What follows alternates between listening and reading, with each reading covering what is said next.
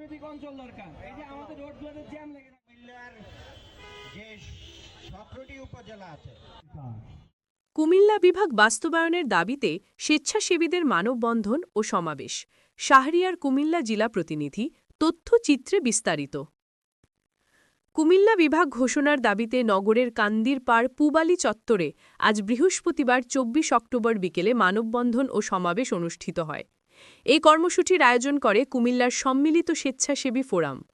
অনুষ্ঠানে সমাপনী বক্তব্য রাখেন কুমিল্লার সামাজিক সাংস্কৃতিক ও কল্যাণমূলক সংগঠন একতাই শক্তির প্রধান উপদেষ্টা এবং এটিএন নিউজের কুমিল্লা জেলা প্রতিনিধি সাংবাদিক হুমায়ুন কবির জীবন।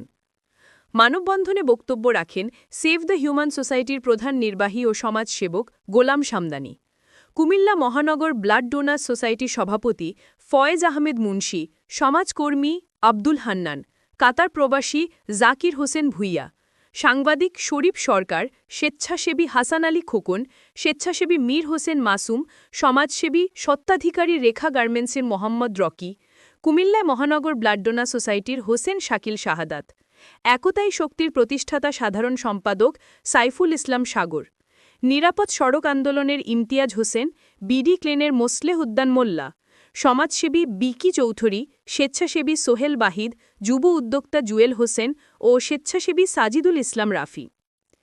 অনুষ্ঠানের শুরুতে পবিত্র কোরআন থেকে তেলাবাত করেন হাফেজ জাহিদুল ইসলাম। সাংবাদিক হুমায়ুন কবির জীবন বলেন, ইতিহাস, ঐতিহ্য, আন্দোলন ও সংগ্রামের দিক থেকে কুমিল্লা দেশের অন্যতম জেলা। প্রশাসনিক সব দিক থেকেই কুমিল্লা বিভাগ হওয়ার যোগ্যতা রাখে। কুমিল্লার জনগণের একটাই দাবি, দ্রুত কুমিল্লা বিভাগ ঘোষণা করতে হবে। সমাজকর্মী গোলাম সামদানি বলেন, কুমিল্লা বিভাগ আমাদের অধিকার।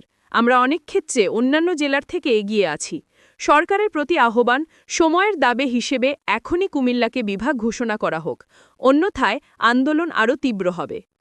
মানববন্ধনে আরও উপস্থিত ছিলেন ব্লাড ডোনার্স নেতা মাসুদ সরকার, সমাজসেবী আহমেদ সবুজ, স্বেচ্ছাসেবী ফয়সাল আহমেদ, স্বেচ্ছাসেবিকা অনন্যা আক্তার অনু, যুব সংগঠক মোহাম্মদ রাকিব, সাংবাদিক মোহাম্মদ শাহরিয়ার, স্বেচ্ছাসেবী মোহাম্মদ ফারাবি ও সংগঠক মহিউদ্দিন শান্ত।